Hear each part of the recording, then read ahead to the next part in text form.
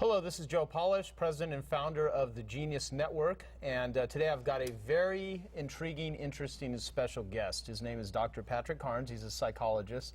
I know this man personally. He's an amazing thinker. He's helped millions of people with a subject that I don't usually do interviews on. It's addiction. And his specialty is not only one of the world's leading authorities on addiction, but the world's absolute leading authority on a specific sort of addiction, which is sexual addiction.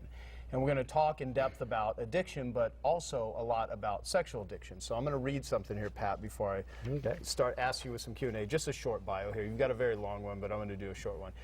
Dr. Patrick Carnes is a nationally known speaker and author on addiction and recovery issues, is the primary architect of Gentle Path treatment programs for the treatment of sexual and addictive disorders. He is currently the executive director of the Gentle Path program at Pine Grove Behavioral Center in Hattiesburg, Mississippi.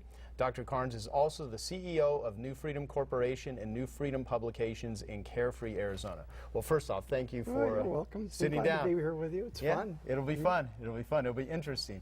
Well, there's so many different areas I could go down. I mean, just to give the viewers and listeners some background, who is Pat Carnes? What are some other things? You've been on Oprah 8, 9 times. You've been on almost every talk show under the sun. You've gotten just an enormous amount of publicity. Many people in the the addiction field and many other fields as mental health know who you are. You've got, I believe, 800 plus therapists that actually use many of your methodologies and treatments for addiction. Yep. So what are who is Pat Carnes? Well, and I was just thinking about next week I'm going to be 65, which means I've been at this now for almost 40 some odd years. Wow. And so in many ways I've watched the whole addiction field come into its own, become recognized, and now as a lens I'm watching at this phase of my life just the significance of it grow. And so for me it's been a very meaningful career. I think one of the blessings you can have in life is when you have meaningful work. Right. And I've been blessed with really meaningful work. I've been able to learn a lot every day. I find out you can do things sexually I never knew you could do before. I mean, it's the learning curve is incredible, but if it weren't so serious and so significant for so many people, I think that's the real value. We're in a struggle. Yeah. We have a significant challenge in this culture. We now know that addictions aren't just a myth that you have to take a chemical. You can be addicted in many ways without using chemicals. In this country, we have over a third of our adults who've got a problem with obesity. Compulsive overeating is one of our major addictions. Sexual addiction, we're now at a place where we have an epidemic, or we have 2/3 of our kids watching pornography while they're doing their homework. And 2/3 of kids watching pornography while they're doing their homework. I wanted to highlight that. That's 34% of them go on to really pursue that and are at risk for what we call sexually compulsive behavior. The problem is this whole field has changed, because when I started, I would hear guys talking about finding their father's Playboy collection. And now I'm hearing people talking about that the level of stimulation, what they're finding on the internet, the answer is no spouse can compete with the internet. Plus we have drugs we didn't have before. We understand about work and stress, things connected with stress, how it changes the brain. And so it's a time where we're talking about our most significant health issue in this country. And we're blind to it, because if you look at all the kinds of issues that are involved, it's our most expensive thing medically, it's our biggest problem socially, it's our biggest problem in schools, and it's our biggest source of crime, and it's our biggest source of injury for children, and we as a culture do not want to deal with it. Interesting. Well, okay. Well, first off, I would be fascinated to know why that is the case, but I want to first have you define what is addiction. I mean, what does that mean? Well, there's many definitions of what an addiction is, but here's what it boils down to. Addiction is a brain disease. The brain has become altered, and when a person starts a behavior, like a kid takes some nicotine, What he doesn't know is nicotine stays in his brain for 30 days, so he doesn't feel like he's got a problem. I haven't had a cigarette in 3 weeks. Right. But the fact is, the brain is adjusting. And so it feels like a choice when he starts. And what happens if he uses it to cope with stress and cope with pain, the actual way that the brain is structured shifts. It moves. Even in gaming, we are now seeing that kids become so addicted to gaming that we are quite certain, some kids' brains don't actually unfold naturally. So what happens is that the brain is altered and it's self-administered. You do this for yourself and has a lot to do with how you perceive things. So, for example, you and I were joking before the show about this research out of Stanford where people were given a same bottle of wine. One group is told it's $90, other group is told it's $10. The group that got the $90, they got higher than the group that had the $10 wine. So same wine, Same one group wine, thought it was $10, the other's $90. Yeah, so it's really what your perception is. And so what happens then is that the brain actually then starts to reset itself, recalibrate itself. And then that person gets to a point where it crosses a line. It goes from where it's an impulse to where it becomes compulsive, and then it becomes addictive. And then you have a problem where a person can't stop. And they make promises to themselves they're going to stop, and they can't stop. Because the brain is now at a place where it can't go backwards by itself.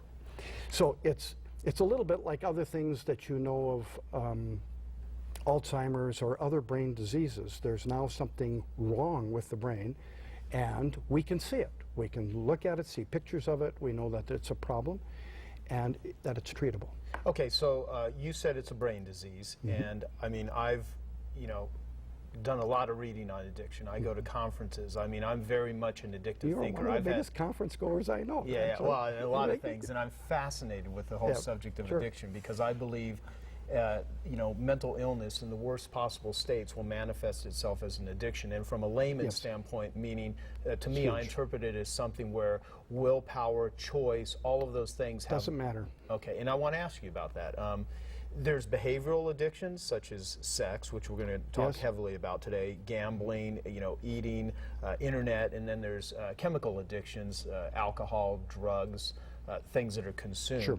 Is there a difference between a chemical addiction versus a behavioral addiction, other than the way that it's acted out? Well, what's important is that everybody understand it taps into the same parts of the brain.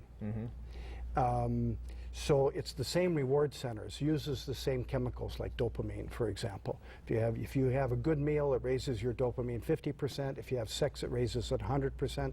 If you drink alcohol, it raises it 100%. You take methamphetamines, raises it 1100%. So sometimes some things are too good. The brain you can't be a recreational user of meth and not have a problem, see?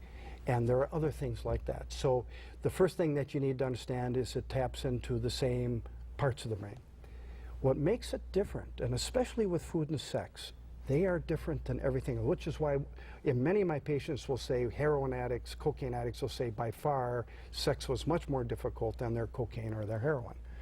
And part of the reason is, first of all, the brain will categorize anything sexual, both men and women, 20% faster than anything else. We are wired to be sexual because it's about survival. Food is about survival. Food and sex are also sensate. In other words, we are the only country in the world that has a dessert cart. And and the reason we do is because the presentation and the smell is part of how you sell the food. Right. And the food industry has been very effective at marketing and building ways in which it gets people to buy food that's not good for people. So the senses are very important. And so a cocaine addict doesn't care how his cocaine is packaged. Right. Just wants the cocaine. But food and sex, presentation can mean a lot in terms of what does that mean to the person, how that person looks. Just think of words, Joe, that you can think of right now that would apply to both food and sex. Hunger. Delicious. Yeah. Beautiful. Yeah, exactly. In other erotic. words. Yeah, right. So you have. See how my brain just works like this, Pat? Yeah, but the point is that they're regarded as two of the toughest addictions because of how they're wired, and then they are intimately connected also with historically issues around trauma, sexual abuse. Many people who are overweight have been sexually abused. It's a way to defend themselves sexually. Right. Sex addicts have been abused sexually. Fear is a big factor in all addictions. Every addiction has what we call a stress factor. You really can't have an addiction without stress because of what it does to the brain. Interesting. Well, here's one of the reasons that I wanted to interview you. For one, I don't know the exact cliche, but it's that which is most private is most public. Yes. This is a condition which you absolutely know have more statistics than you could ever shake a hat at, and millions of people suffer from. Yes. But if you go out onto the streets, no one wants to admit it. Talk shows never, I've rarely seen, unless when like you're interviewed or something, where there's ever a proper interpretation of it. It's such a shame and guilt-based condition. Yes. But so many people, including a vast majority of our listeners, many of who are entrepreneurs and CEOs, would never want to admit to it. Most of the depictions of sexual addiction or addictions in general are typically wrong. Whenever they show a 12-step, supposed 12-step meeting on TV, it's usually really not how it works. And you know, we're living in a world where this condition is so prevalent, and so many people are suffering from it. But there's not a lot, if any, real major public support for it. And there's millions of people that deny it even exists, including supposed doctors. And so, it's changing. It is, and like changing dramatically. And I think the factors that have made it change, first of all, is we have a lot more science, and there are a lot more people like me out there working on it that have studied sex addiction and are prepared for it. It's now in the comprehensive textbook of psychiatry. Psychiatrists are starting to draw a bead on it. The Clinton experience helped in a very strange way. It was, I wish the Clintons no ill will in this. I think they've had many struggles and have given much. But the fact that there was a public discussion, I remember the afternoon when the Monica Lewinsky thing came, we had every major network, newspaper wanting a diagnosis of Bill Clinton between 1 o'clock in the afternoon and 2:40. I remember where the place just went up for grabs. Right. And of course, that's something I'd never met Bill Clinton. We don't do that over the phone. We don't. That's not how. But what was interesting was to hear the reporters talk, because the reporters started using language, anxiety reduction, compartmentalization, the language of therapy. And if you read what was written afterwards, why a person would take the risks that were taken. I mean, and the stories that are now documented. What that did is it brought us, if we were like 30 years behind, brought us forward maybe 10 or 15 years. And then the thing that people can't seem to duck, there are two major things they can't duck. The internet is changing everything. It's changing our sexuality. It's changing our culture. No spouse can compete with the internet. And what do you mean by that? No spouse can compete with the internet? Because, you know, I mean, I think of in my marriage, I've been married to my wife Suzanne since 1995, and just what it takes to deal with her. I mean, it's she is to have a good relationship takes so much work and stuff to deal with one really good woman, and it's kind of how we have evolved over time, is to be able to deal with a person one at a time. Most cultures find that serial monogamy at works best. However, when you go online, you're looking at 50 pictures. And you pick one and it takes you to another deal, and there's 50 pictures more like the one that you picked. And so it becomes a selection mechanism, and it takes you to a place where it gets you to some of the deepest places sexually that people live. And so you can be instant messaging 5 people. You can have the amount of stimulation. Remember what I said about you can't be a recreational user of methadone? Okay, online, if you really get into it, it gets to a place, especially if it gets to what we call accessing the unresolved in people. There's in Harry Potter, do you remember the Harry Potter story when Harry found the mirror of Erised, which was desire spelled backwards? Yes. And he saw his parents, and then Ron came and looked at it and saw himself being carried off the Quidditch field, and Dumbledore came and said, boys, when you look in the mirror, you see what you desire the most. You have to be very careful. People have been lost in the mirror. And what happens online is people get into things that they can't do. Right. They just can't do. But it's erotic, it's arousing, and so it just wires the brain. Yeah, and there's a word that we use called the MESA factor, which means machine-enhanced sexual arousal. Takes the brain and elevates it to a level that requires so much stimulation that being with just a woman doesn't do it. I hear that from my patients all the time, and there's recent New Yorker cartoon where the guy rolls over, honey, it just doesn't work if it's not on the internet. No joke. That is where it gets for people, and the problem is you get kids who started when they're in the 5th grade, like there's a new book out that just a study of 100 universities involved in this study, and they asked, when did you start looking? And I think it was like 40% of the men and 36% of our current college-age students started looking at the internet sexually before the age of 10.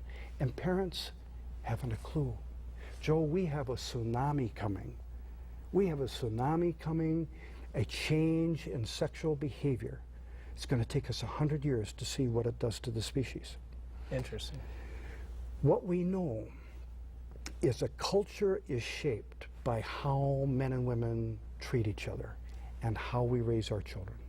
It's shaped by those things. You can forecast how violent a culture is going to be. All the terrorism that's currently on the planet is that fundamentalist urge to protect an old way of sexuality and family that's shifting. It used to be that a woman would have 8 children, and 90% of her time were just to give birth, but in the hope that 2 of those children would live. Today, even in the developing world, they're having 2 children.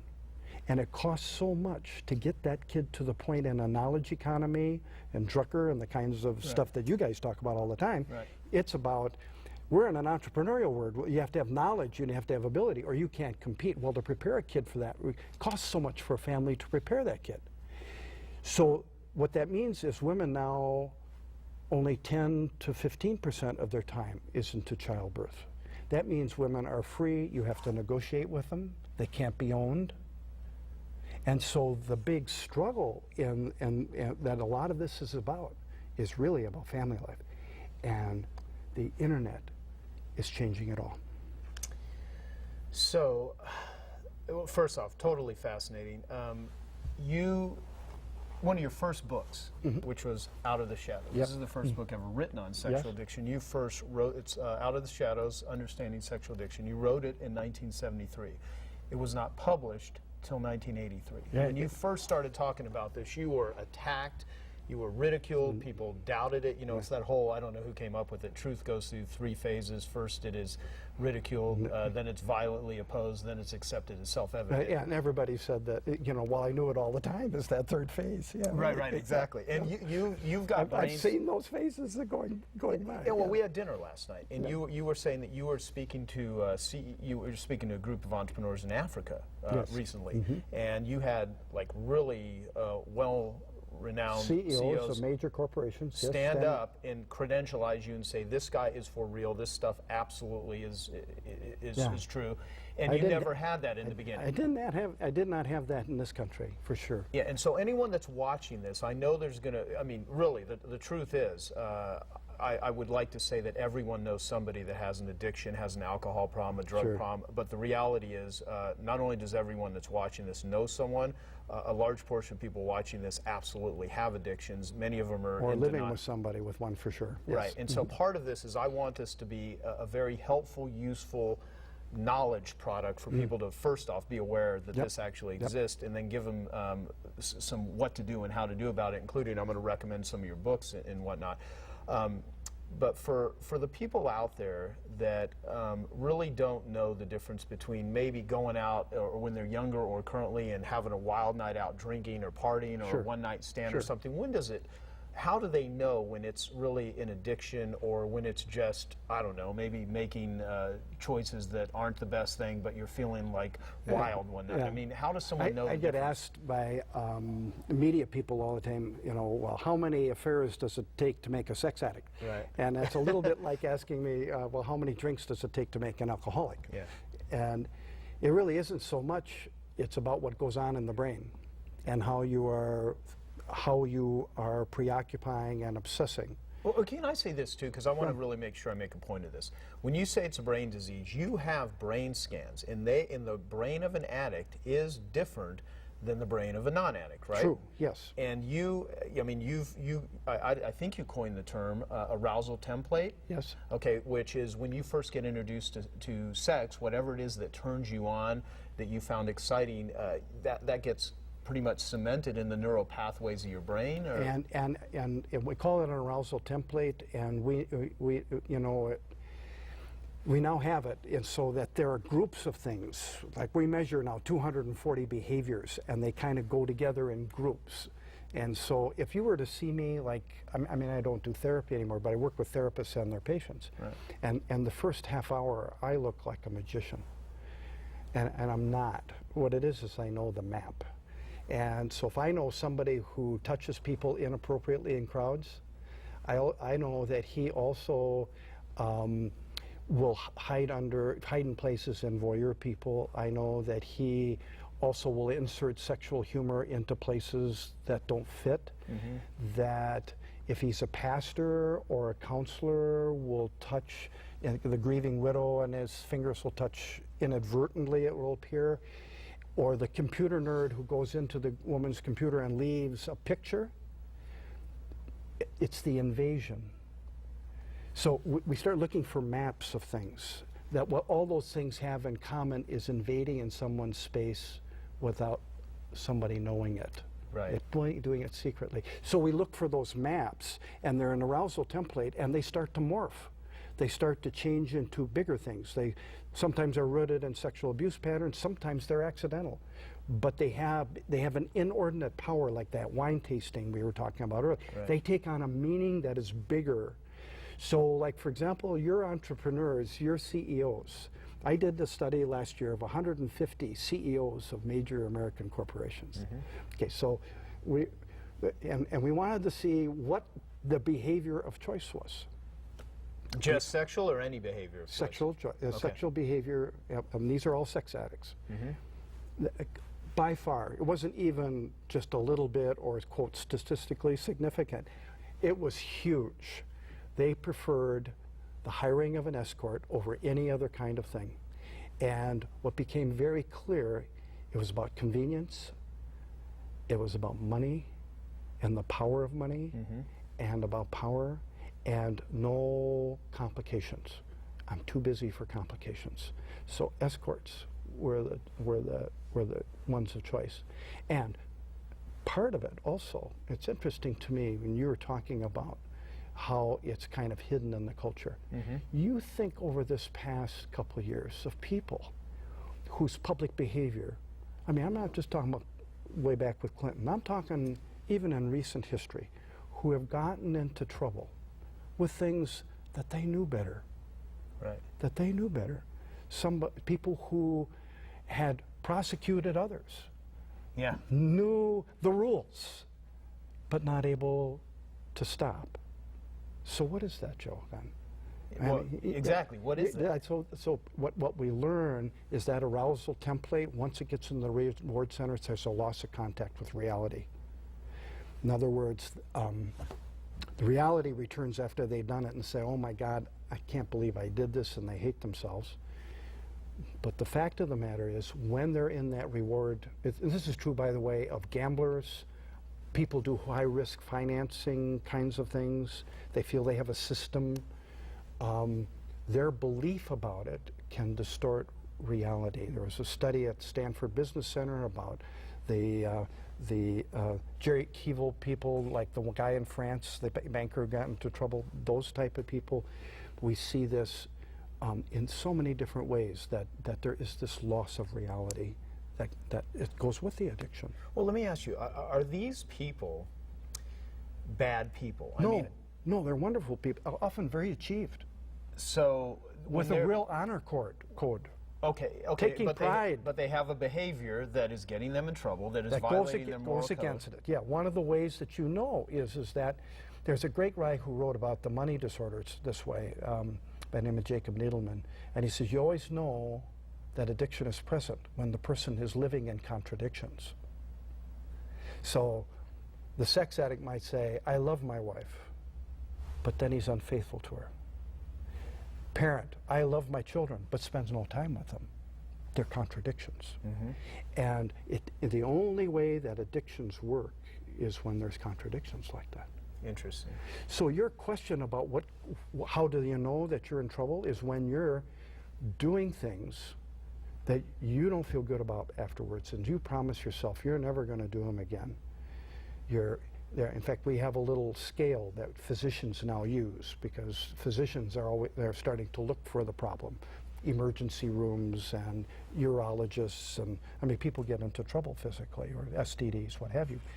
And if they are preoccupied, can't stop thinking about it, if they have, if they've harmed others, if there is some abuse, if they're ashamed of their behavior, if they're sad, and if they have sought help for it and it's been unsuccessful.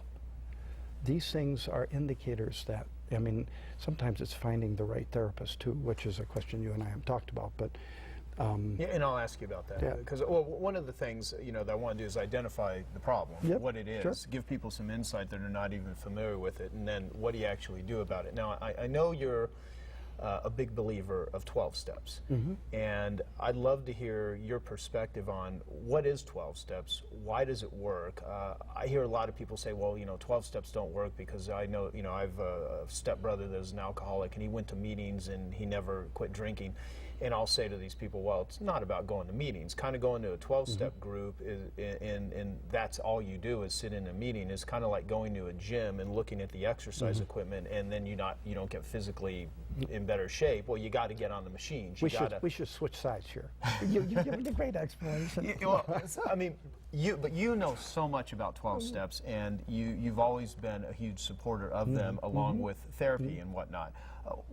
And I've heard you just give great descriptions of what Dr. Bob and Bill W., the founders in the 30s that started Alcoholics Anonymous, what they created. I mean, what is 12 steps? Because I want to encourage people to have places to go, and for people to realize that there are resources, lots of them, so many, the majority of them in sexual addiction, all having been created or started by you. Sexhelp.com is one of your I mean, how many people go to sexhelp.com every month? About 500,000 people. A month? Yeah. Really? And about 11,000 a day. Wow. So this is like, people are out there looking for this, and this is still one of those conditions that, you hear people say, oh, it doesn't exist. And I even hear people say, well, if I could have any addiction, I'd like to have a sex addiction. The joke is a way to distance themselves from it, for sure. Right. So so my answer to that, let's step back for a minute. Okay. One of the things that early in my career, I want you to picture my life in 1984, because Out of the Shadows had come out. Now, I got into a deal with that book right out of the gate. I did my first workshop in Washington, D.C. I'd always been kind of an underground manuscript, and You know, we'd show it secretly at workshops and we'd talk about it, but we wouldn't, you know. So my very first public workshop was in Washington, D.C. And by the second day, I thought there were going to be a lot of critics and what have you. People were so hungry to talk. And I realized that my life had changed. You know how I realized it? I realized I hadn't made it to the urinal alone in 2 days. People walked right in, they just kept talking to me. And it's an activity I prefer to do in private, actually. And the fact of the matter is that they were so hungry. And then when after I did the workshop, I got on the plane, and that time the book was called The Sexual Addiction. I got on the plane, I was sitting in the front seat, guy sat next to me, and he says, so why are you in Washington? And I said, well, I'm here doing some business. He said, well, what kind of business? And I hate that question. And I said, well, I'm a psychologist, and I was here doing a workshop. He says, what was it on? I said, well, it's on sex addiction. I was almost embarrassed myself. I just wrote a book about that. He says, I got it right here, and he pulled it right out of his deal. He says, the problem is it's never going to sell. So he had your book with him. Yeah, and I what said, are the chances? And I said, why is it going to sell? He says, because people will look at this and they will not be able to go up to the cashier. You've got to change the title of the book. I was thinking of calling your publisher and asking them, and now this is not when you have a digital, this is changing plates, 1983. Right, no internet. Yeah, but he called the publisher said he's absolutely right. They changed the name to Out of the Shadows, and of course the rest is history. That is the book that I went on the first Donahue show with. And you have to remember the tremendous amount of fear that existed at that time. And so I'm sitting there then in that summer, and I realized something. I realized, okay, we've named it, and we know that people can get well from it, but we have no proof of this. And I was just everybody was celebrating around me, and I realized we've just started. So what I did is I got 7 researchers, and we followed 1,000 sex addicts and their families for 7 years. And that's that book there. Don't Call It, which is a fascinating book. Let's talk about this. And I would encourage anyone that is resonating with any of this and finds it very interesting to read these books. You will get a very thorough education on sexual addiction, and it's absolutely not what people think. When they hear sex addiction, I mean, I keep going back to this, it immediately throws up a label. It conjures up an interpretation that most of the time... Well, people think offenders, they think all kinds of weird stuff, and it's pretty mainstream. Most of my patients pretty mainstream. But what we found out, to answer your question, there was a recipe. We studied the people who were successful. They did certain things. Had a therapist. They had to be in group psychotherapy with a therapist. They had to go to a 12-step meeting. And what became further defined for us is that it was just as you said. I go to meetings and it didn't work. I'd hear that. Well, I'd have you got a sponsor? Well, no. Did you ever give a meeting? No. Did you ever do service? What have you? It's really about getting involved in the process. Yeah, did you ever do the steps? Right, 12 steps is about 12 steps. You got to do that. You can't just attend. Right. But we found when I started doing, after we did that, and I started taking this recipe and doing it with hospital people, patients, and following them. Right. The people who did that, they didn't slip. We found like 23-24% get the steps 1 through 9 in 18 months, and virtually nobody slipped if they did the work. That's what put me onto the fact how important it was. What I didn't know then, Joe, because science wasn't far enough along, now we know why it works. Because in order to change the circuitry of the brain, you have to feel safe. Safety is the very first thing, because the brain will not change. And so, like for example, Amnesty International could not get torture victims to get into therapy until they put them in a room with other torture victims. That you have to be with people who really know and can nod their heads, I know exactly what that feels like. Yeah, I talk about that a lot with referencing that, which I learned from you, is that it's the mutual suffering that other people went through, prisoners, to where they don't have rapport with other people that haven't kind of been there in the trenches. It's very important for that floor level of safety. And then the other part, one of the biggest things that will change your brain more than anything else, a story. Which is what the 12 steps are about, because the story is the most cognitively complex. In other words, it's the hardest thing a brain does, is to assemble a story. So addicts have to assemble their story. All the things that you do in a 12-step meeting and in therapy really change. It takes, you can see this in brain scans, it takes about almost 2 years to see the brain actually. You want to know what the schedule is? Yeah, yeah. It takes about 40 days for things to stop seething in the brain. And then it's an additional 90 days, the brain kind of resets itself. When that happens, what we found when we followed them, and they start feeling, okay, I'm going to be okay, then all these feelings that they haven't had for a long time just hit them, and they are flooded.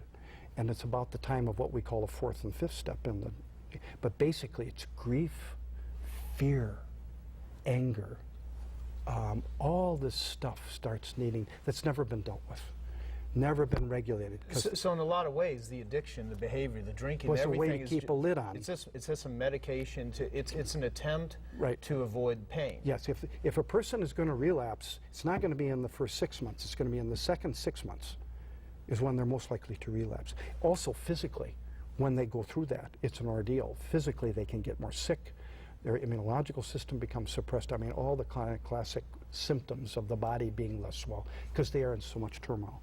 Once they get through that, then it takes about a year to start re-engineering things. And then it takes about another year for the family and marriage and kid stuff to straighten out. It's literally a 3 to 5 year process. What if someone has a sexual addiction and they don't deal with it? What happens? Well, they'll go through a lot of partnerships. They'll have big losses.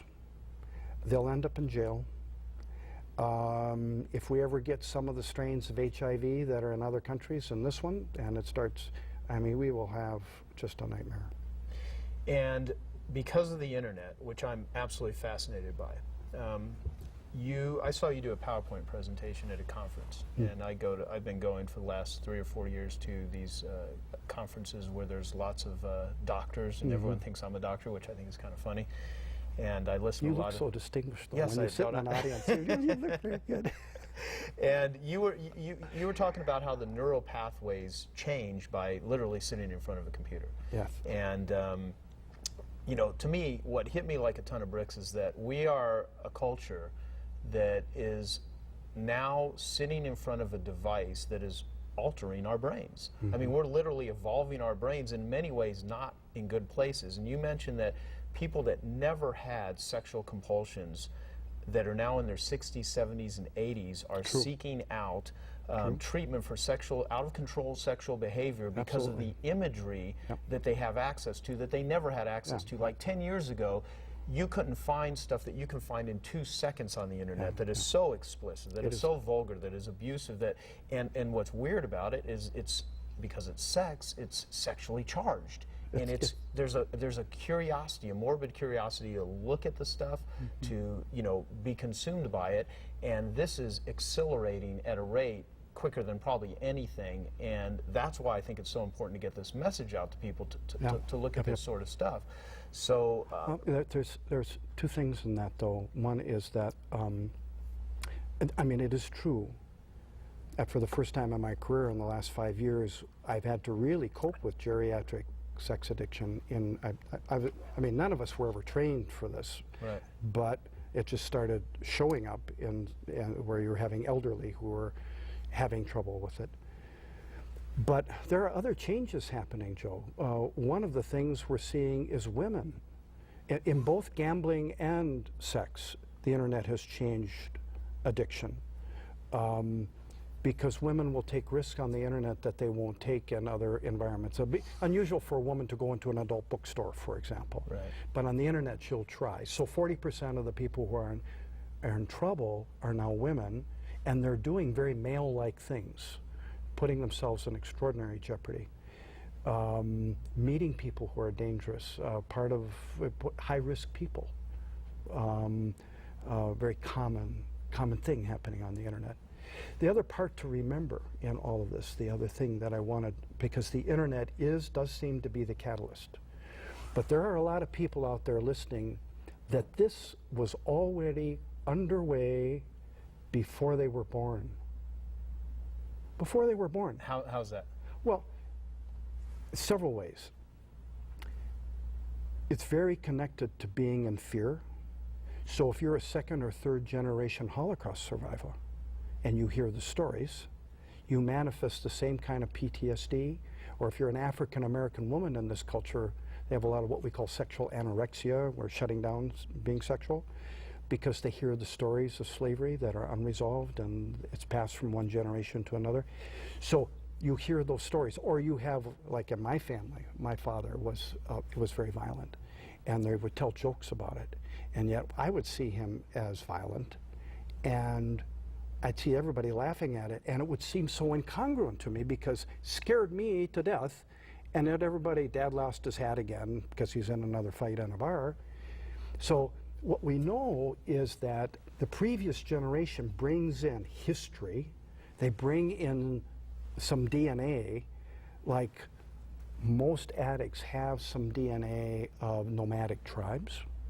We know that the dopamine strands are shorter for people who are alcoholic eating disordered, attention deficit disorder, Tourette's, that they already have a dopamine problem. I mean, we know that stuff. This is before they're really even out of the gate. The next thing that happens, by the age of 2, there's a thing that happens between a parent and a kid where the kid has what is called the gaze of the parent. And what it means, I'm not just changing diapers, feeding, what have you, but where the parent just spends time looking at the child. Very important, they call it attachment. Only 8% of sex addicts get into what we call secure attachment. Basically, they have problems in how to connect with people. Another way to define addiction is a failure to bond. A failure to bond. That's interesting. And that affects the brain fundamentally. And then, if there's fear in the family as they're growing up and they're abused, the worst at age 10 for girls and 12 for boys. If it happens at those ages, how the brain actually is structured changes. And all these neurochemicals that excite the brain and make you feel more alive, stress chemicals, we are convinced that stress, first of all, there's a little piece of the brain on the bottom, term for it is corpus callosum, but what it does is it puts in the front part of the brain a chemical called oxytocin that helps you make decisions. That is smaller in kids who are very afraid growing up. Mm-hmm. So they can't inhibit. Their ability to stop themselves is affected. And then if they're exposed between the ages of 12 and 16, if you get drunk, your chances, say at 13 or 14, chances of being an adult alcoholic, very high. If you smoke, very high. If you gamble, very high. Now think internet. Yeah. So it's a big problem. So what do we, okay, so obviously so there's lots of routes that people get there. And what's important for your CEOs and your entrepreneurs to remember is a lot of these guys like living on the edge. I mean, you know that's true. Right, absolutely. And they're part of the risk of what makes them great. And one of my heroes, and I know he's a hero of yours, a guy by the name of Csikszentmihalyi. Yeah, author of Flow. Flow.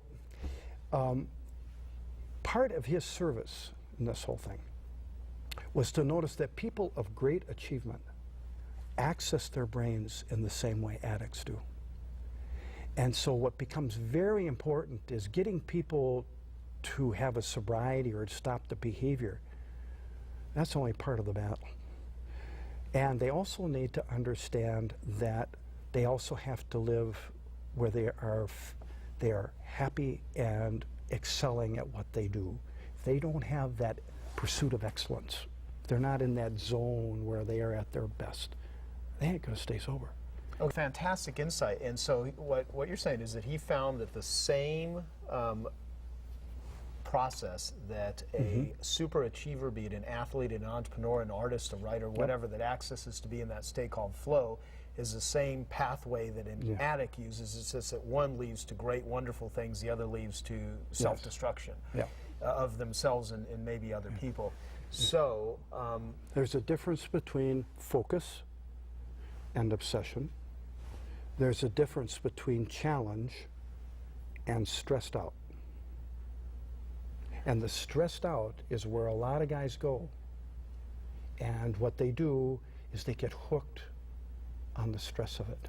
Yeah, you know, it's interesting. I interviewed Hugh Downs right here. He was sitting where you're at, and I was sitting right here. We did a video interview, and he made this distinction between being stress versus distress. He says certain levels of stress are very good, but it's when important. It gets into distress, the brain it becomes very bad. Brain has to have challenge. We're like sharks in water, moving. I mean, our brain has to have the challenge.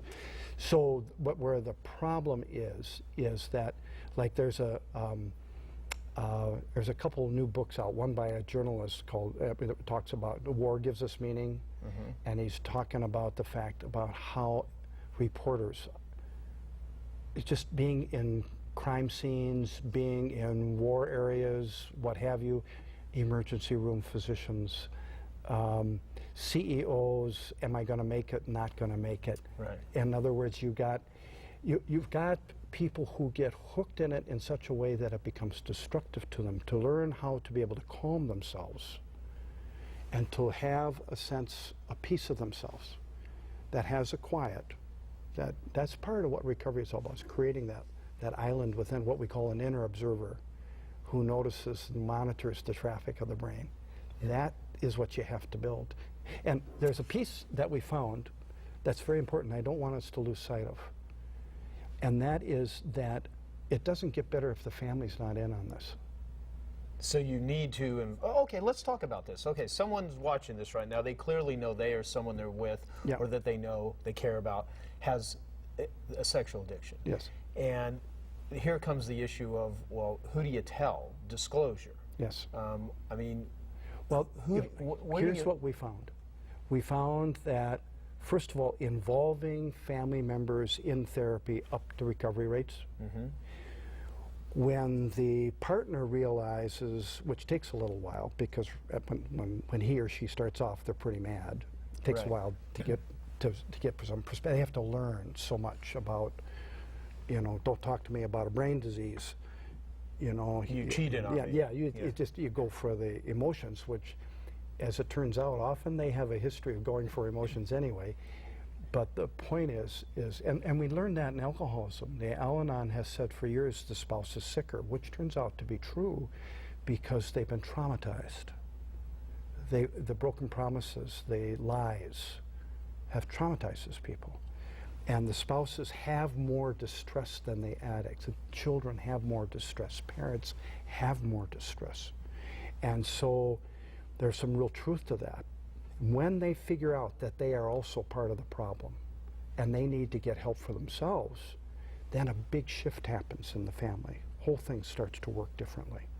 And that's really critical. Oftentimes the family is about 6 months ahead of the addict in that process of understanding that there's a problem. Interesting. We live in a society that wants to punish people that do what they would consider bad things. And clearly, I know as well as you're not out there supporting child pornography and rapists and things like that, although a lot of those behaviors stem from people being abused, people living with physical, mental, sexual abuse, and it manifests in those areas. They're repeating what was done to them. Right. So, one of the things when I think people learn about addiction is they have an empathy and understanding of what causes other people to be the way they are. And I think acceptance and understanding is a hell of a lot more useful than vindictiveness and revenge and retribution, all those things.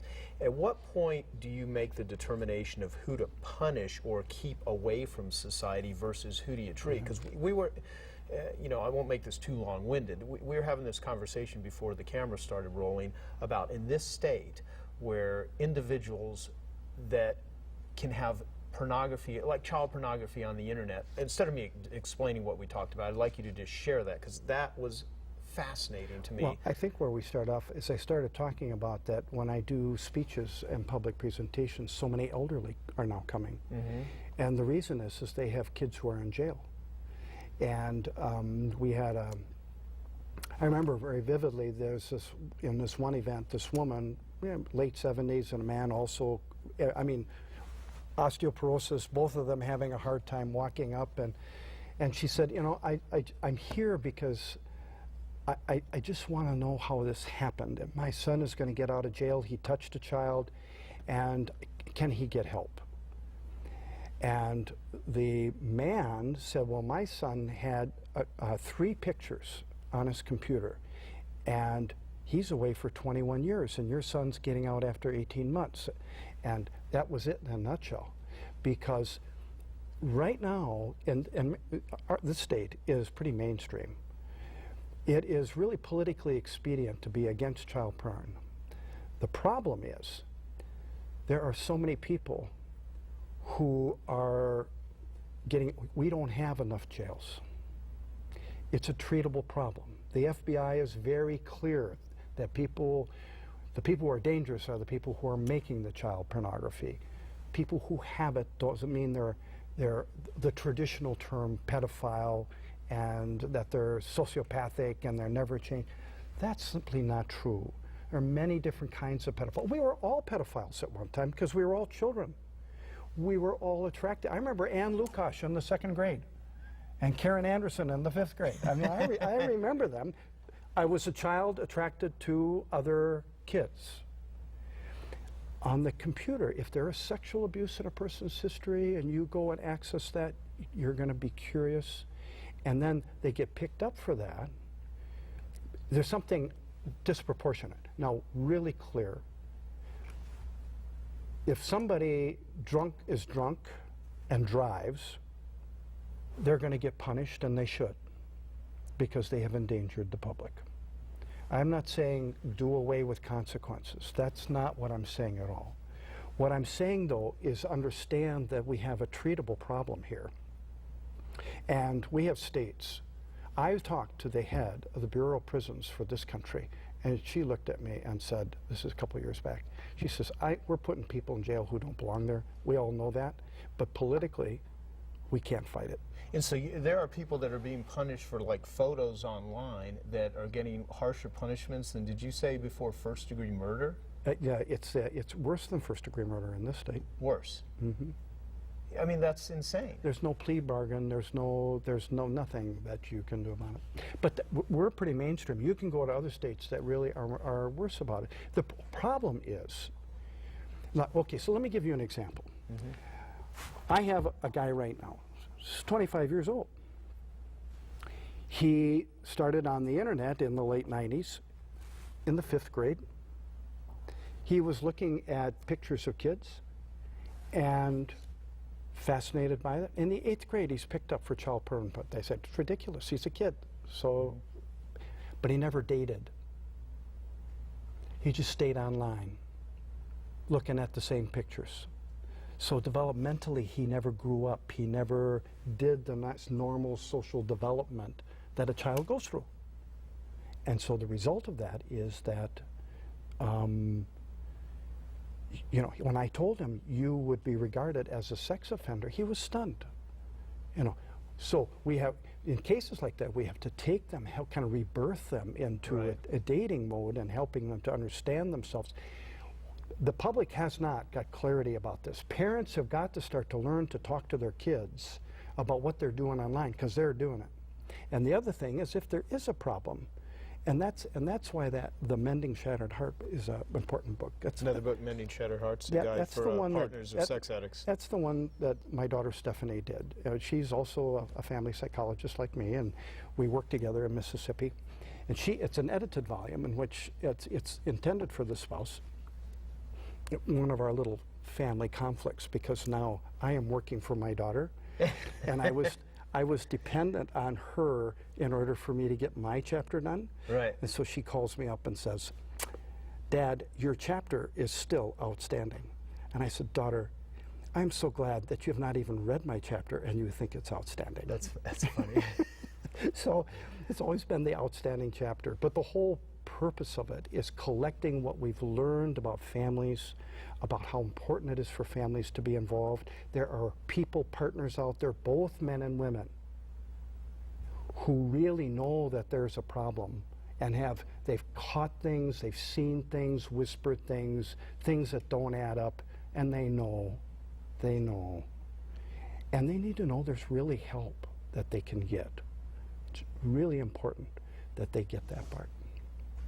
Before I forget, I want to ask you about the link between ADD, ADHD, and addiction, because I know there's a high percentage of crossover. People that have ADD, ADHD also have addictions. People that have addictions have ADD, ADHD.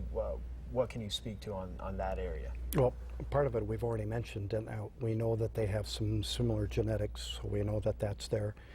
Our friend Csikszentmihalyi, he says that addiction is the ultimate attention deficit disorder. Yeah. In other words, the brain, it puts order in things for the brain. It's a way that it organizes, the addict organizes his life around this. And it's really hard, I think, sometimes, like I think of people in your business.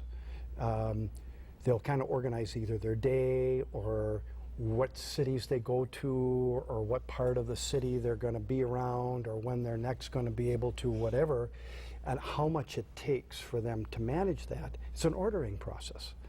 And so in many ways what happens is that the brain craves that order, and if there's attention deficit disorder, it's one of the things that an addiction kind of steps in the place to supply order.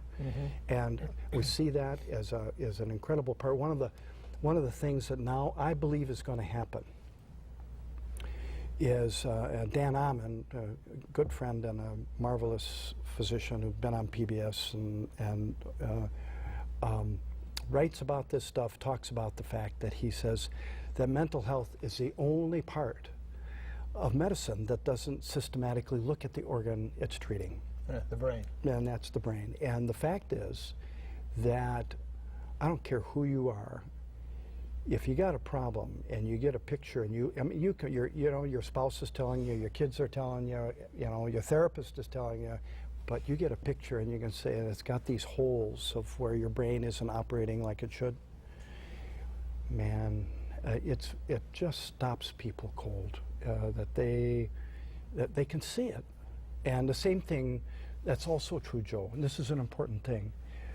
If you take something that is an objective measure, like a test, like on sexhelp.com, we have an instrument that works for men and women, gay men. It's the same thing, but it's really turning out to be a very effective way of showing where you are in relation to others.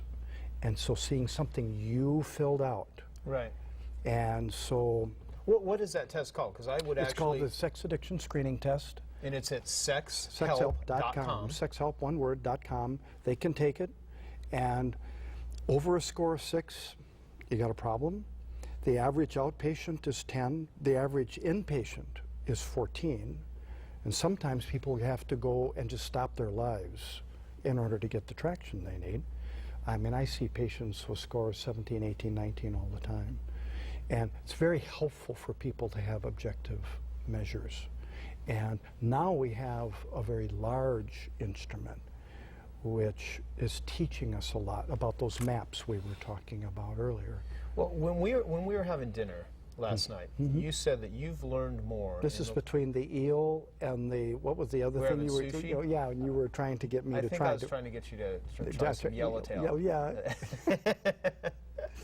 And you said that you have learned stuff within the last 8 to 9 months that there's more than you've learned in the last decade. That's true. About advancement. So what are some of the cutting edge, latest things that have been discovered about addiction? Well, there's several categories of them. First of all, things are morphing. We're getting more scales, more precise, like There are differences between people who voyeur and people who do pornography. So we're seeing how it's becoming more discreet. They won't do voyeurism, they'll just do pornography.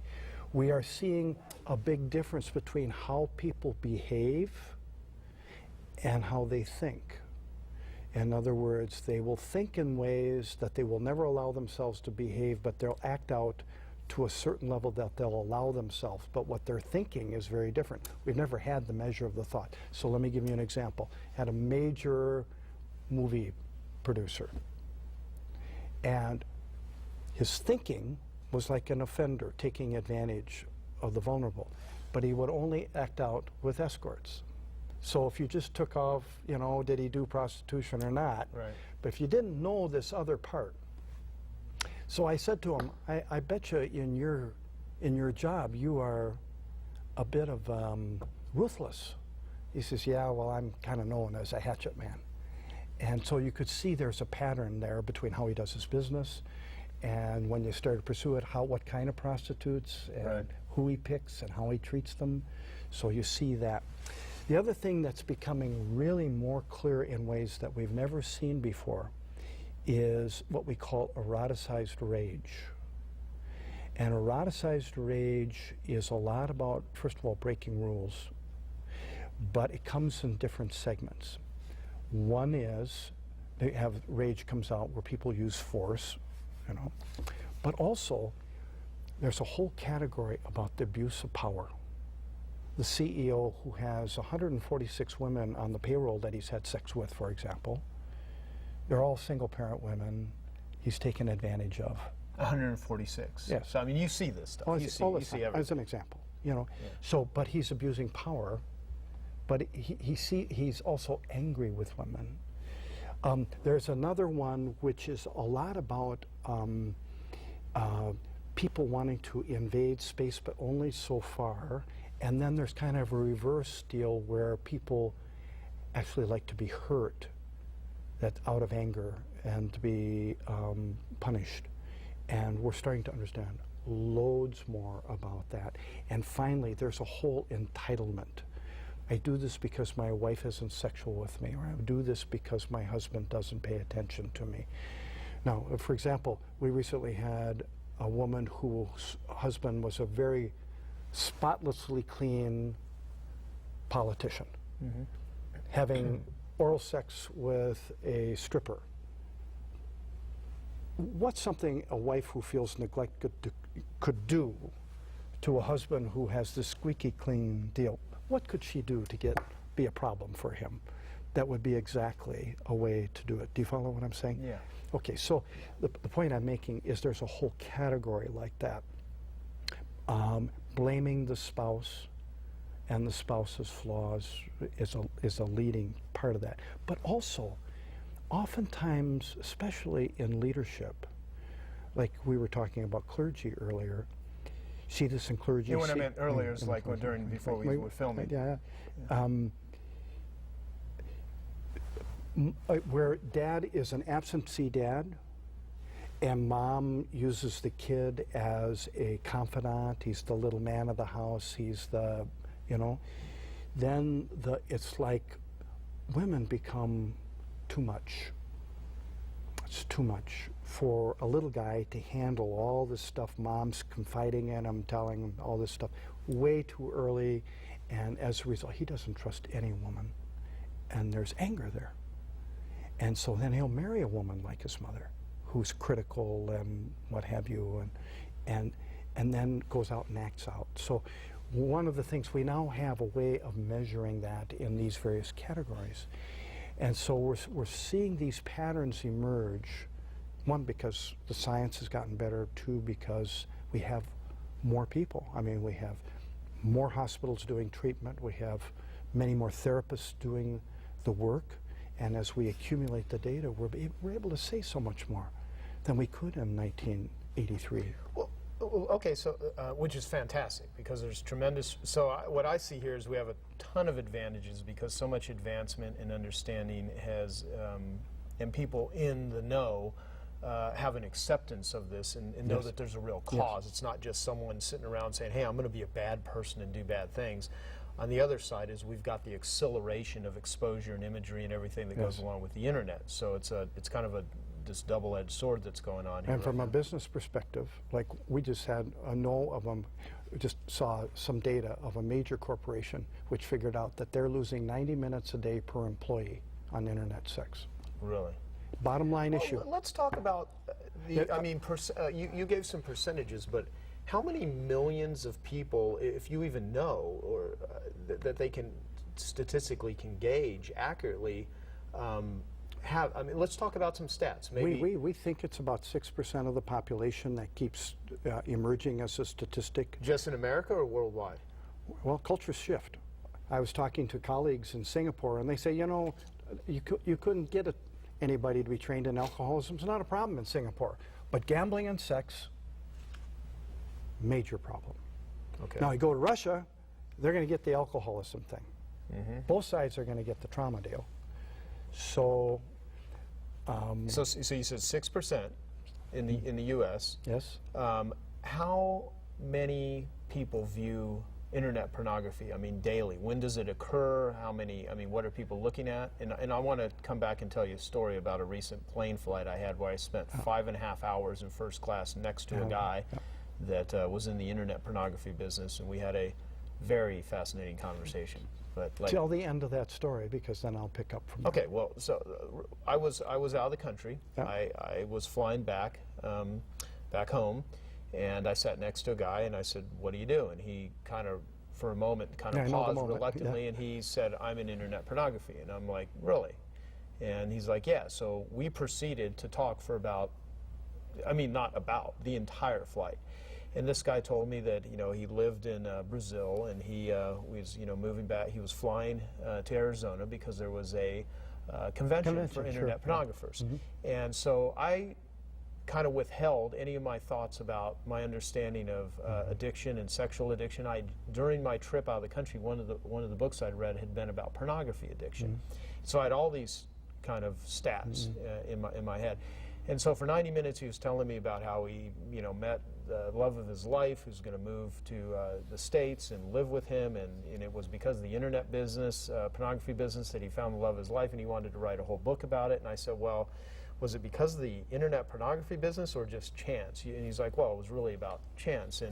Anyway, by the time the conversation was done, he had told me that 80% of the revenues are down in the internet pornography business because of all the free content that's being uploaded. Right. So they're scrambling, trying to figure out how to charge for it. On one hand, that sounds really good because people aren't making money with the stuff. On the other hand, you just know how much more it's being proliferated out there and people are being exposed to it. So by the time we were done, he basically admitted that he was a sex addict, because I explained to him what sex addiction was. He never really quite thought about it or knew it, and I didn't give him that much information, but I did, I described to him what I thought, and by the time we were done, he said, I want to get into another business. I'm looking for a way out of this.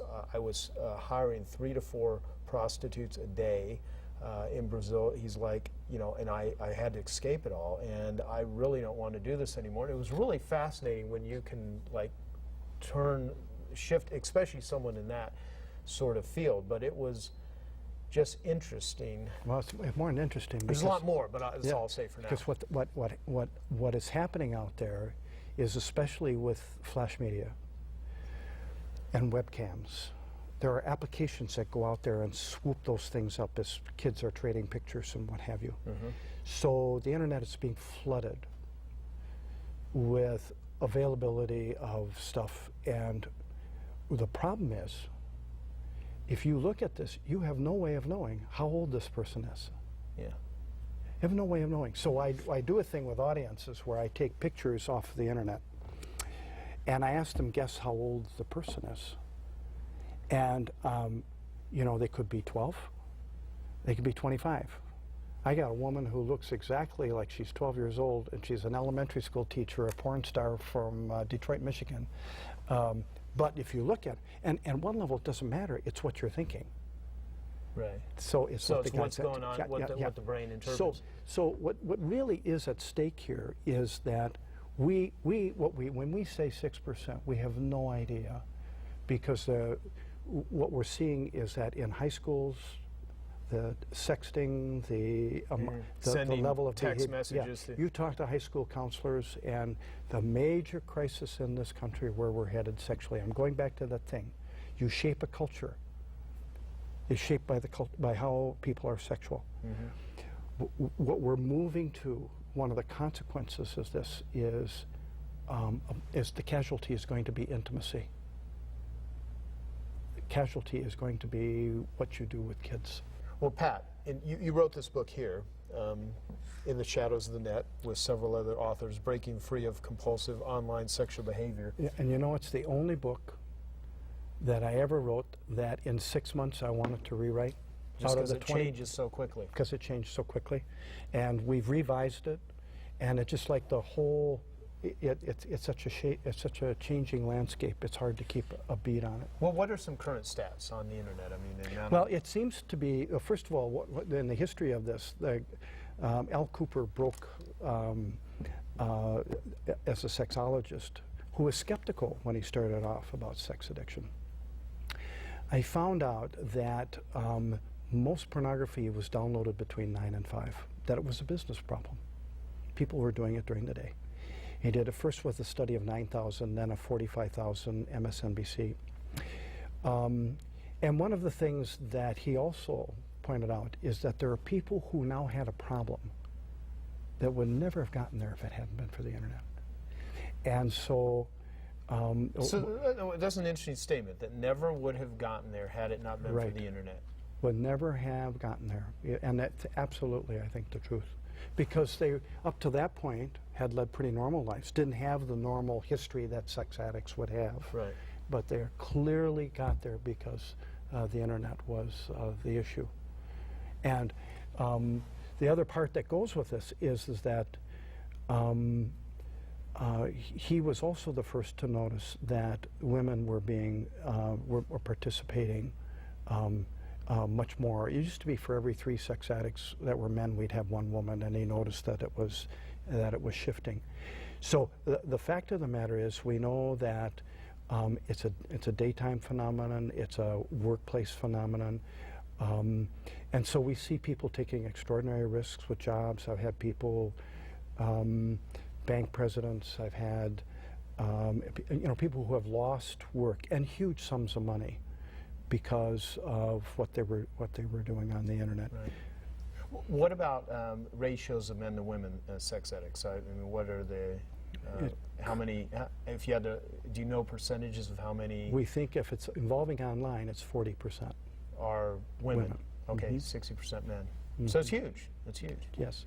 I'd like to make a distinction between addictive sex, healthy sex. I mean, what is healthy sexuality? I mean, how does someone know? Well, I think that's the point we were talking about with kids, is that sex works best in the context of a relationship. We know that. I mean, there's lots of evidence about that.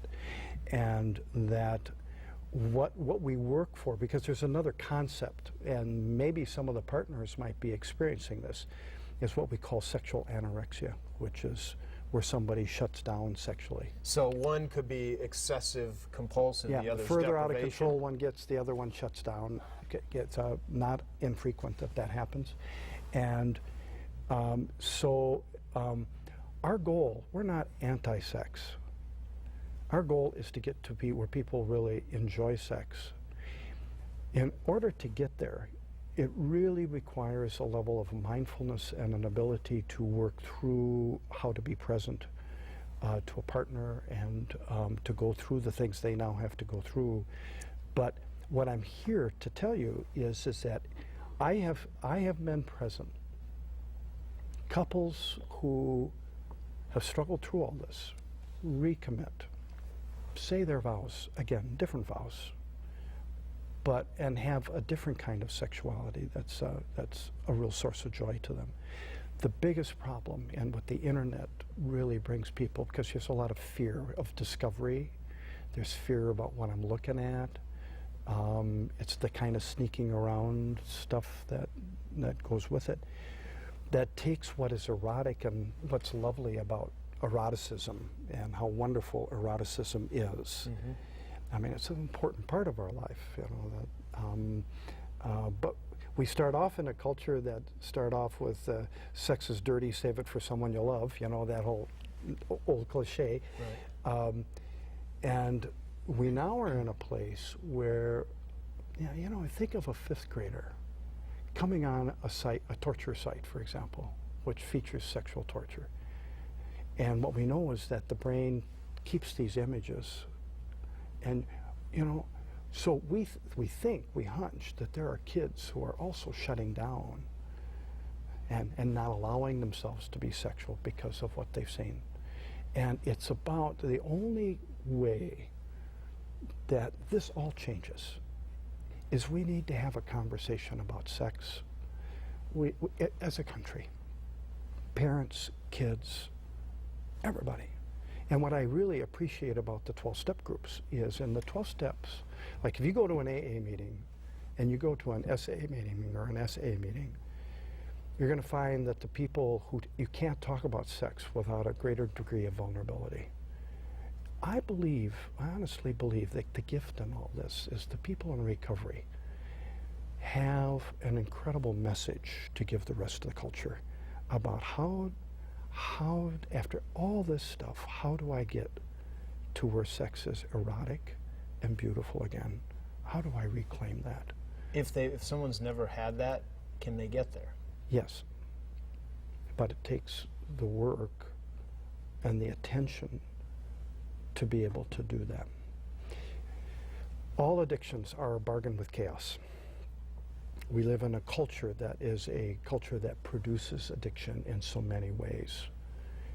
It's the easiest solutions that we look for. And the convenience food.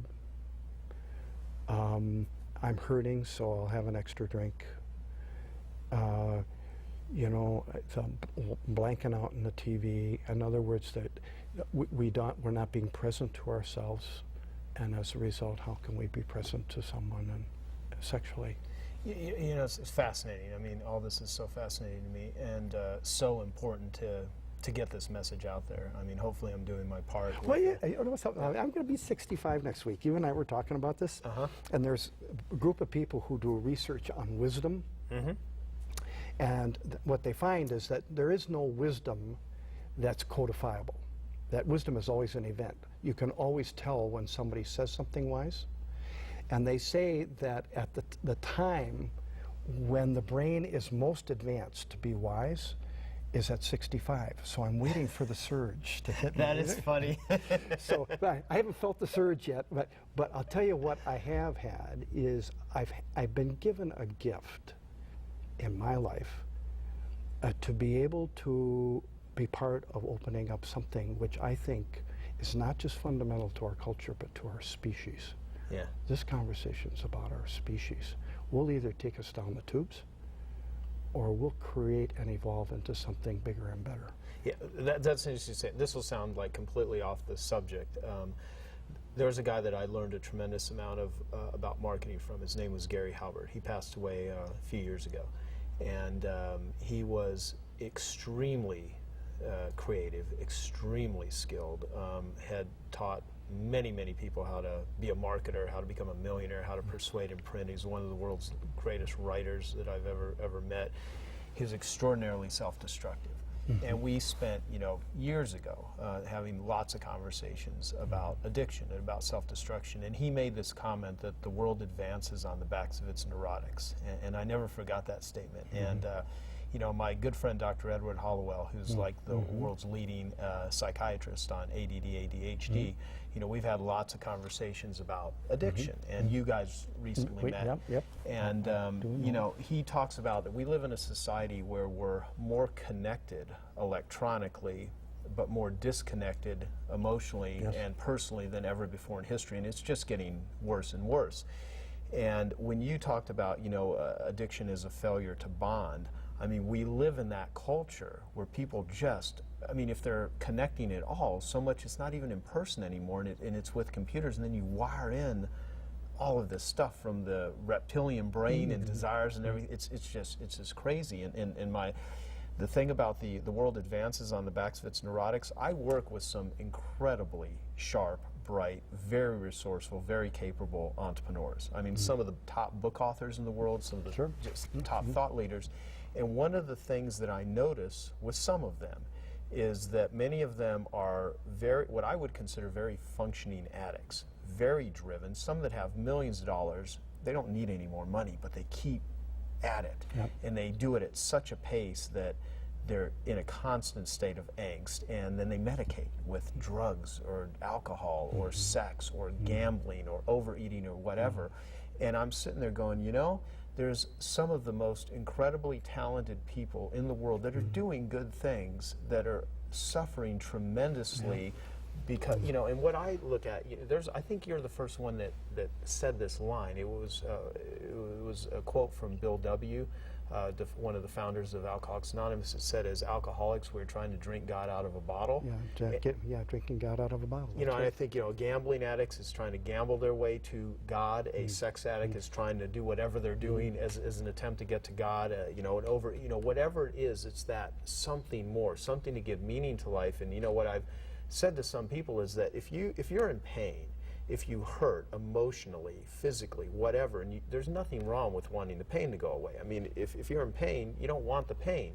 The problem is the mechanism you use to either eliminate the pain or cope with the pain. And when that method is addiction or something that's self-destructive, not only does it not make the pain go away, it makes it worse. And so my point is, there's so many people that are listening to us right now that are really amazing, awesome people that create tremendous value in the world, that have this area of their life that they have not dealt with, that they may not have even understood, and hopefully through our conversation they understand it more now. And they need to go somewhere. I mean, they need to, meaning when I say go somewhere, something that could help them, be it a 12-step group, be it reading some of your books, going to sexhelp.com and taking the survey. Getting a therapist, getting some help. Yeah, so my question to you is, if someone has this condition, or any addiction for that matter, and you had to tell them through this format, through an interview, where to go, what to do next, where to start, what do they do? I mean, there's so many different things that they could do, but you know, you're the expert on this. You've been through this road for 30 years. I mean, what would you recommend to give someone the highest possibility of success? You ask questions that aren't just questions, they're workshops. Exactly. I know that. but let's back up for a minute. Okay. I see these guys a lot. They end up on my doorstep, and they're wrecks. And one of the things I think as I listen to their story over time is they realize there's a bandwidth the brain has about how much you can handle. And it's filled with so many things they have no idea about that bandwidth, because a lot of it doesn't matter. Plain ordinary doesn't matter. They're investing in things. You know, I got sick a couple of years ago, as you know, and I almost died. And you know, it was at a time in my life where I was looking at a lot of things anyway, and one of the things is coming to the conclusion that you just don't put time into things that don't matter. These guys have not learned about that your bandwidth is precious, and where you put your attention. And one of the things that we know that therapy and the kind of what Scott Peck would call the examined life of dealing with their addictions, we have to teach people how to live with their anxiety. The truth is there is no human security. There isn't. There is always something or someone who can take you out. And learning how to live with the intolerable feelings and make allies out of them, where fear becomes not only a friend but a great asset. Because, as Aristotle said, without courage, you have no virtue. You have to be able to face the demons. And by doing that, what we know is happening in the brain, because neuroscience is opening many doors for us, and it brings us to exactly what you were talking about. All of this work that one would go through in therapy and recovery and 12 steps gets different parts of the brain to talk to each other. So half to the other half, the top part to the bottom part where you have your feelings, the storytelling, the integrating memory, the getting so that what you see is what you get, the learning how to focus, how to visualize. One of the most powerful things in the world is to have a vision. If your bandwidth is full of crap, you can't have the vision that's truly about you. I mean, the childhood dream, the truly about you. Not somebody else's dream, but your dream. That what eventually happens, we now know, is that the brain evolves to what they call transpirational, which means the overall functioning of the brain is at a much higher level. And the people who work these things through deal with things most people in this culture never ever really resolve for themselves. So it's not like this is the end of the world. The doing what you're talking about, Joe, is the great opportunity of this time. And there's enough of it happening and enough documentation that we now know why it works, that there's really hope in the midst of all this chaos.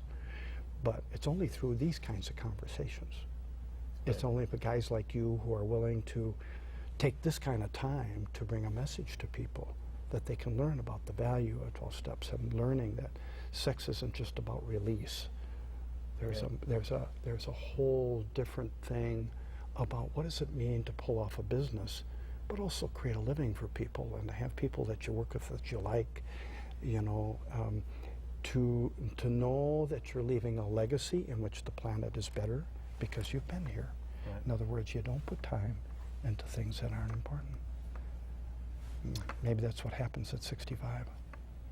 It sounds like it. I think you've arrived, at least the wisdom part. Well, let's do this, because I don't want to be done just yet. I want to give people some recommendations on reading. You have such a body of work that is not only valuable, I would put it on, you know, in the top 5 categories of things that will expand your mind and thinking. Even if you don't feel you've ever suffered from an addiction, reading about this and understanding it will, anyone that's an entrepreneur has employees, and they will have employees. It's not a matter of if, it's a matter of when you will encounter addiction. And it's where it is in your company that you don't know. Exactly. So if people had to start with any of your books, this is just, we've only got 5 here. You've written how many books? About 20 of them. About 20 books.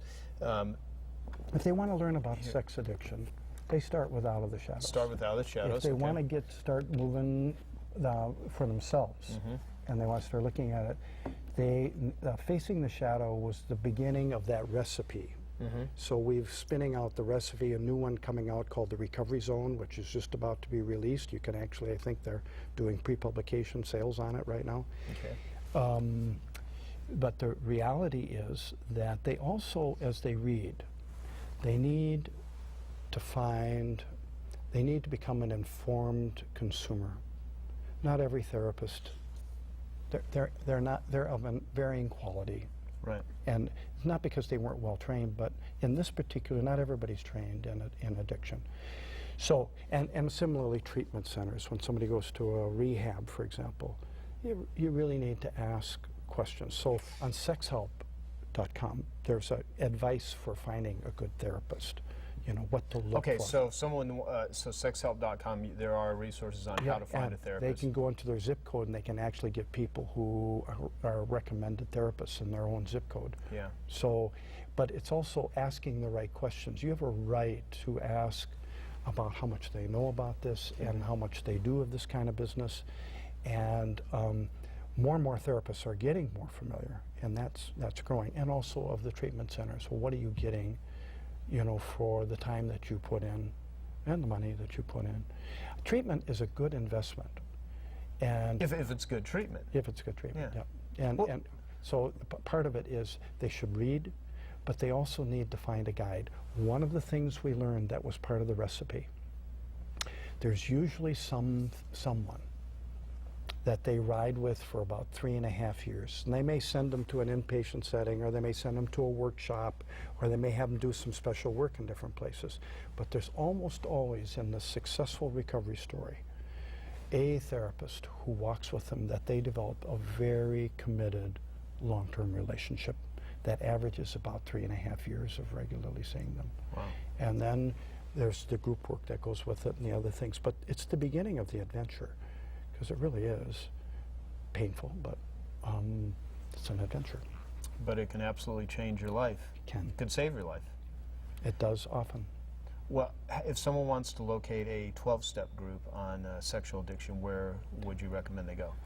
Well, again, there's a whole list of them on sexhelp.com. Okay. All of the major ones are there, and how to contact them. In there, most cities have got them. I mean, it shouldn't be hard to find one. Yeah, and me being a marketer who's made my living teaching people how to promote, one of the movements that I admire more than anything is the 12-step community. Now, you talk about the spider and the starfish. Yeah, I interviewed the author of The Spider and the Starfish, and we talked about how the 12-step community is a starfish, meaning it just grows. Yes. It's user generated, and they do it through the voluntary contributions of their members. They're not running TV ads because the system works.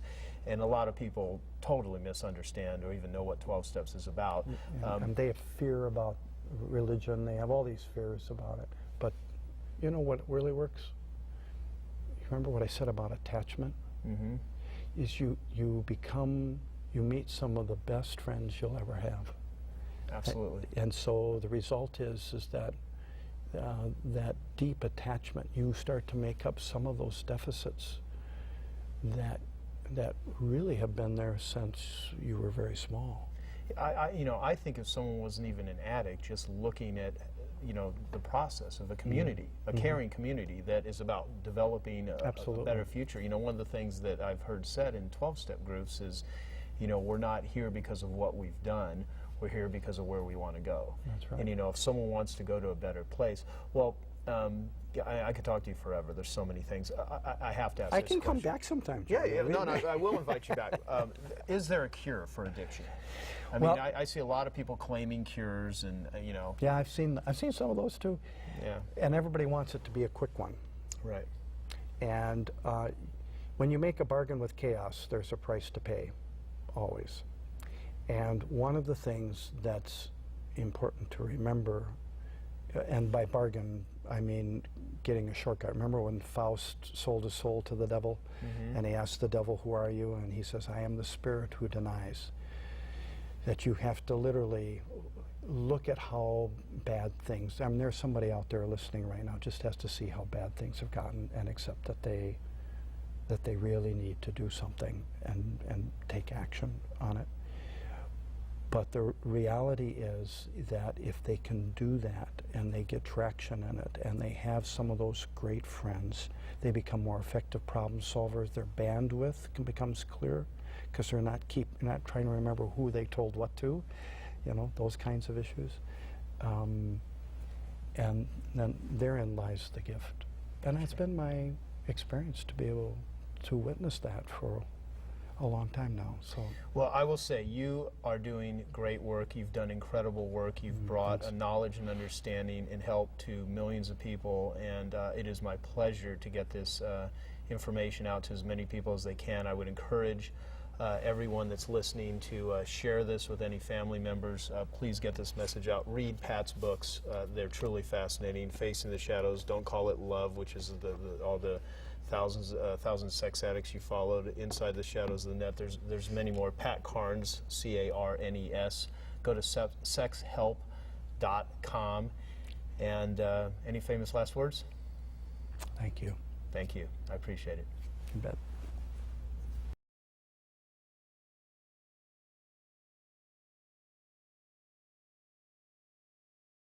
Hello, this is Joe Polish, president and founder of the Genius Network, and today I've got a very intriguing, interesting, and special guest. His name is Dr. Patrick Carnes. He's a psychologist. I know this man personally. He's an amazing thinker. He's helped millions of people with a subject that I don't usually do interviews on. It's addiction. And his specialty is not only one of the world's leading authorities on addiction, but the world's absolute leading authority on a specific sort of addiction, which is sexual addiction. And we're going to talk in depth about addiction, but also a lot about sexual addiction. So I'm going to read something here, Pat, before I start asking you with some Q&A. Just a short bio here. You've got a very long one, but I'm going to do a short one. Dr. Patrick Carnes is a nationally known speaker and author on addiction and recovery issues, is the primary architect of Gentle Path treatment programs for the treatment of sexual and addictive disorders. He is currently the executive director of the Gentle Path program at Pine Grove Behavioral Center in Hattiesburg, Mississippi. Dr. Carnes is also the CEO of New Freedom Corporation and New Freedom Publications in Carefree, Arizona. Well, first off, thank you for you're welcome. sitting I'm glad down. to be here with you. It's fun. It'll be fun. It'll be fun. It'll be interesting. Well, there's so many different areas I could go down. I mean, just to give the viewers and listeners some background, who is Pat Carnes? What are some other things? You've been on Oprah 8, 9 times. You've been on almost every talk show under the sun. You've gotten just an enormous amount of publicity. Many people in the the addiction field and many other fields as mental health know who you are. You've got, I believe, hundreds, 800 plus therapists that actually use many of your methodologies and treatments for addiction. Yep. So who is Pat Carnes? Well, and I was just thinking about next week I'm going to be 65, which means I've been at this now for almost 40 some odd years. Wow. And so in many ways, I've watched the whole addiction field come into its own, become recognized, and now, as a lens, I'm watching, at this phase of my life, just the significance of it grow. And so for me, it's been a very meaningful career. I think one of the blessings you can have in life is when you have meaningful work. Right. And I've been blessed with really meaningful work. I've been able to learn a lot. Every day, I find out you can do things sexually I never knew you could do before. The learning curve is incredible. But if it weren't so serious and so significant for so many people, I think that's the real value. We're in a struggle. Yeah. We have a significant challenge in this culture. We now know that addictions aren't just the myth that you have to take a chemical. You can be addicted in many ways without using chemicals. In this country, we have over 1/3 of our adults have got a problem with obesity. Compulsive overeating is one of our major addictions. Sexual addiction, we're now at a place where we have an epidemic, or we have 2/3 of our kids watching pornography while they're doing their homework. And 2/3 of kids watching pornography while they're doing the homework. I wanted to highlight that. That's 34% of them go on to really pursue that and are at risk for what we call sexually compulsive behavior. The problem is this whole field has changed, because when I started, I would hear guys talking about finding their father's Playboy collection.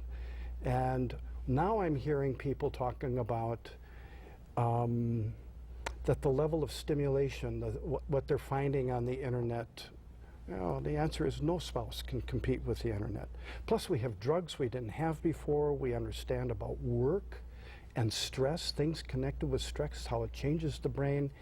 And so it's a time where we're talking about our most significant health issue in this country, and we're blind to it, because if you look at all the kinds of issues that are involved, it's our most expensive thing medically, it's our biggest problem socially, it's our biggest problem in schools, and it's our biggest source of crime, and it's our biggest source of injury for children, and we as a culture do not want to deal with it. Interesting. Well, okay. Well, first off, I would be fascinated to know why that is the case, but I want to first have you define what is addiction. I mean, what does that mean? Well, there's many definitions of what an addiction is, but here's what it boils down to.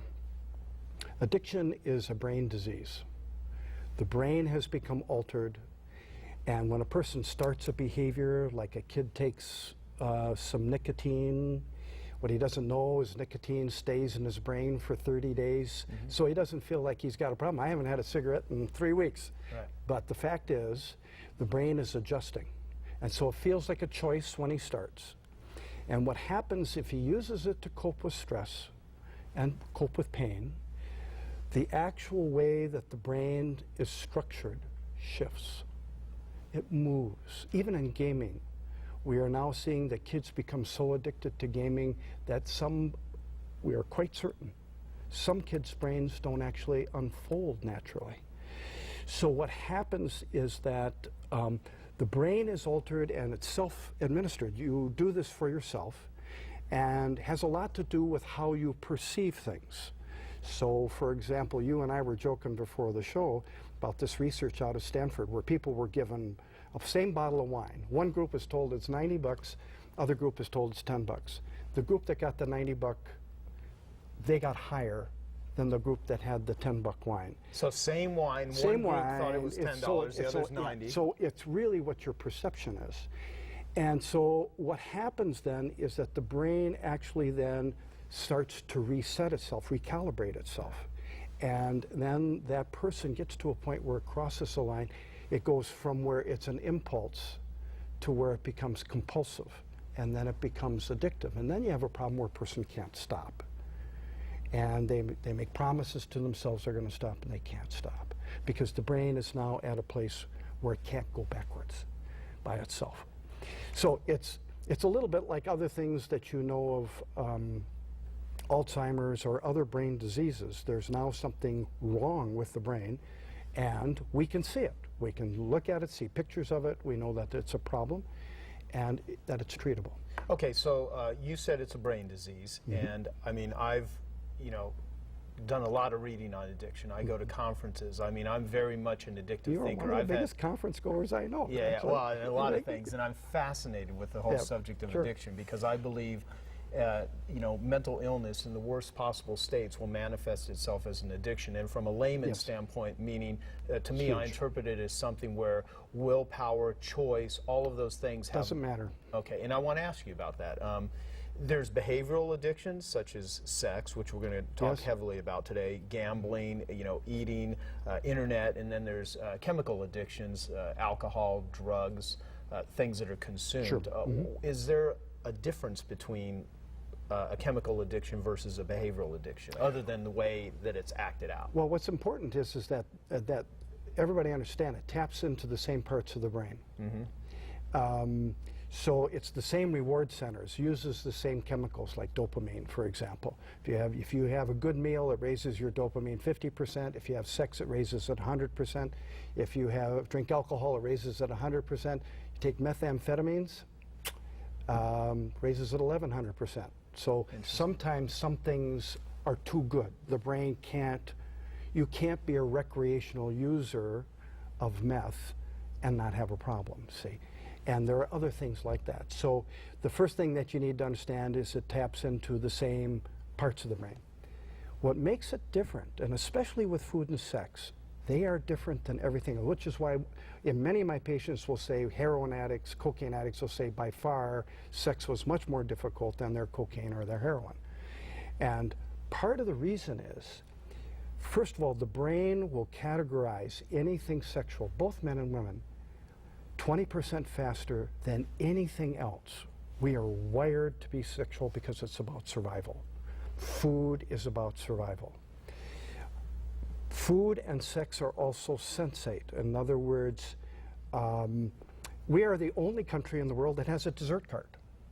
And and the reason we do is because the presentation and the smell is part of how you sell the food. And the food industry has been very effective at marketing and building ways in which it gets people to buy food that's not good for people. So the senses are very important. And so a cocaine addict doesn't care how his cocaine is packaged. Just wants the cocaine. But food and sex, presentation can mean a lot in terms of what does it mean to the person, how that person looks. Just think of words, Joe, that you can think of right now that would apply to both food and sex. Hunger. Delicious. Beautiful. Yeah, exactly. In other words. Erotic. Yeah, right. So you have. See how my brain just works like this, Pat? Yeah. But the point is that they're regarded as two of the toughest addictions because of how they're wired, and then they are intimately connected also with historically issues around trauma, sexual abuse. Many people who are overweight have been sexually abused. It's a way to defend themselves sexually. Sex addicts have been abused sexually. Fear is a big factor in all addictions. Every addiction has what we call a stress factor. You really can't have an addiction without stress because of what it does to the brain. Interesting. Well, here's one of the reasons that I wanted to interview you. For one, I don't know the exact cliche, but it's that which is most private is most public. Yes. This is a condition which you absolutely know have more statistics than you could ever shake a hat at, and millions of people suffer from. Yes. But if you go out onto the streets, no one wants to admit it. Talk shows never, I've rarely seen, unless when like you're interviewed or something, where there's ever a proper interpretation of it. It's such a shame and guilt-based condition. Yes. But so many people, including a vast majority of our listeners, many of who are entrepreneurs and CEOs, would never want to admit to it. Most of the depictions of sexual addiction or addictions in general are typically wrong. Whenever they show a 12-step, supposed 12-step meeting on TV, it's usually really not how it works. And you know, we're living in a world where this condition is so prevalent, and so many people are suffering from it. But there's not a lot, if any, real major public support for it. And there's millions of people that deny it even exists, including supposed doctors. And so, It's changing. It is, and like Changing dramatically, and I think the factors that have made it change, first of all, is we have a lot more science, and there are a lot more people like me out there working on it that that have studied sex addiction and are prepared for it. It's now in the comprehensive textbook of psychiatry. Psychiatrists are starting to draw a bead on it. The Clinton experience helped in a very strange way. It was, I wish the Clintons no ill will in this. I think they've had many struggles and they've given much. But the fact that there was a public discussion. I remember the afternoon when the Monica Lewinsky thing came. We had every major network, newspaper wanting a diagnosis of Bill Clinton between 1 o'clock in the afternoon and 2:40. I remember the place just went up for grabs. Right. And of course, that's something I'd never met Bill Clinton. We don't do that over the phone. We don't. That's not how. But what was interesting was to hear the reporters talk, because the reporters started using language, anxiety reduction, compartmentalization, the language of therapy. And if you read what was written afterwards, why a person would take the risks that were taken. Right. I mean, and the stories that are now documented. What that did is it brought us, if we were like 30 years behind, brought us forward maybe 10 or 15 years. And then the thing that people can't seem to duck, there are two major things they can't duck. The internet is changing everything. It's changing our sexuality. It's changing our culture. No spouse can compete with the internet. And what do you mean by that? No spouse can compete with the internet? because, you know, I mean, I think of in my marriage, I've been married to my wife Suzanne since 1995, and just what it takes to deal with her. I mean, she is to have a good relationship takes so much work and stuff to deal with one really good woman, and it's kind of how we have evolved over time, is to be able to deal with a person one at a time.